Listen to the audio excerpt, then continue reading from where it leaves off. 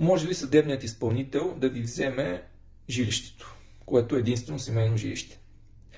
Така, имате дълг и се чуете дали могат да ви вземат жилището. Истината е, че не всяко жилище може да се изнесе на публична продан от съдебният изпълнител.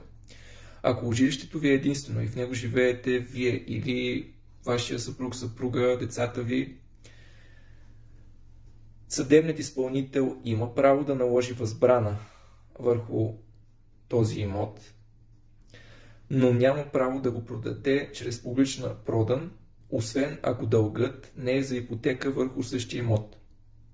Ако жилището ви е ипотекирано, тогава банката взискател има право да иска да го изнесе на публична продан чрез съдействие на съдебния изпълнител, защото имотът изначало служи за обезпечаването на вземанията по ипотеката, по ипотечния кредит.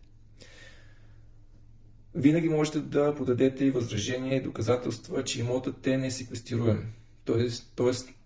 ви е единствено жилище и е защитено от закона. Но за това трябва да сте убедени, че това е така. Или пък да поискате, винаги може да поискате спиране на изпълнението чрез представяне на обезпечение за дълга, внасянето на законно изискуемата сума за спирането на проданта, както и чрез сключване на споразумение с взискателя ви за спирането на проданта чрез погасяване на вноски. Така, няма да останете на улицата, но трябва да знаете как да заявите и да защитавате правата си. Последвайте ми за още правни теми.